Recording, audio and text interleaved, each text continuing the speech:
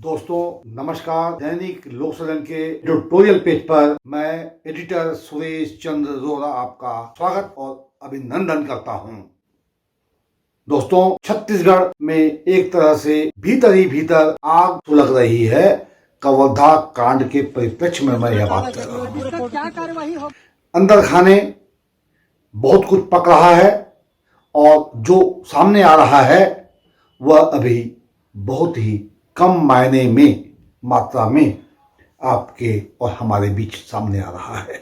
आज एक बड़े घटनाक्रम में छत्तीसगढ़ के दो उप मुख्यमंत्री, जी हां, मुख्यमंत्री विष्णुदेव साय के दाएं बाएं हाथ के रूप में दोनों ही आज कवर्धा पहुंचे, लोहारडीह पहुंचे और मृतक परिवार के लोगों से मिलकर के उन्हें सांत्वना दी और आश्वस्त किया कि न्याय मिलेगा।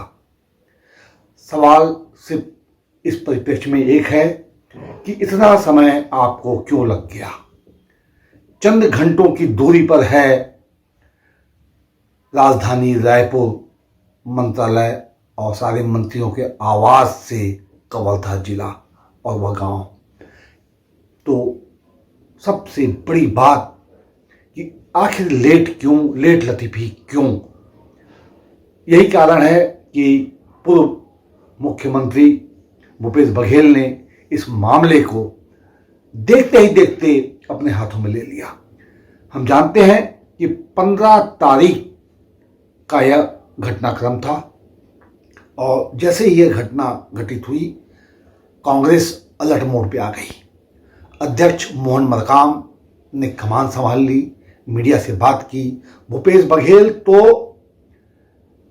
ग्राउंड जीरो पर आकर लोगों से मिले और आश्वस्त किया और सरकार को, विष्णुदेव साय सरकार को एक तरह से जिस तरह उन्होंने घेराबंदी की वह ऐतिहासिक कही जा सकती है। क्या इसका कारण यह है कि भूपेश बघेल को भी घेरने के लिए भाजपा कोई चक्रव्यूह बना रही है? सूर्यकांत तिवारी का जो स्टेटमेंट आया था बीच में, याद करिए, कि भूपेश बघेल का नाम लेना होगा। तो क्या, और फिर आज हम आपको बताएं कि भूपेश बघेल ने केंद्रीय गृह मंत्री अमित शाह को एक बड़ा ही गंभीर पत्र लिखा है और कई सवाल खड़े करते हुए यह भी अपनी बात रखी है कि उन पर कुछ ऐसा होने जा रहा है जो कि लोकतंत्र में पहले के समय काल में कभी भी घटित नहीं हुआ। उन्होंने देश के उच्चतम न्यायालय सुप्रीम कोर्ट के मुख्य न्यायाधीश को भी पत्र लिख करके यह संभावना व्यक्त की है कि मुझ पर गाज गिर सकती है कुल जमा यह। तो जहां एक तरफ कवर्धा कांड की गर्माहट पूरे छत्तीसगढ़ बंद और उसके बाद पूरे देश में चर्चा का बयास देखा गया, फिर आज का जो स्टेटमेंट और भूपेश बघेल का स्टेटमेंट और साथ ही दो उप मुख्यमंत्रियों का जीरो ग्राउंड पर जाकर के सांत्वना देना उस परिवार को और 10 लाख रुपए की सहायता दी जाना भी अपने आप में यह बताता है कि यह घटना बहुत ही गंभीर है और सरकार इसे महसूस कर रही है। मगर विश्लेषण यह है आज के एडिटोरियल का कि सरकार से बड़ी चूक हुई है। दो उप मुख्यमंत्री बड़े खूंटे होने के बावजूद सरकार से यह चूक हो गई कि मामला इतना भयावह हो गया कि शायद छत्तीसगढ़ के इतिहास में ऐसा घटनाक्रम कभी देखने को नहीं मिला कि खुलेआम पुलिस डंडे चला रही है, लोगों को मार रही है और वीडियो बन रहे हैं। सबसे बड़ी बात, यह कोई किसी बंद कमरे में की घटना नहीं है।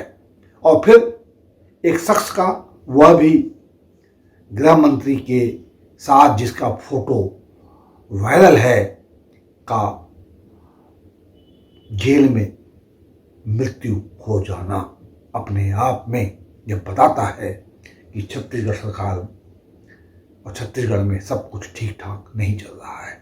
दोस्तों, इस बुलेटिन के माध्यम से मैं आपको यह संदेश देना चाहता हूं कि केंद्र सरकार की निगाह, हम यह कहेंगे कि गृह मंत्री अमित शाह की निगाह पल पल पर छत्तीसगढ़ के हर राजनीतिक घटनाक्रम पर रहती है। यह आम चर्चा का विषय है, लोग जानते हैं, मानते हैं।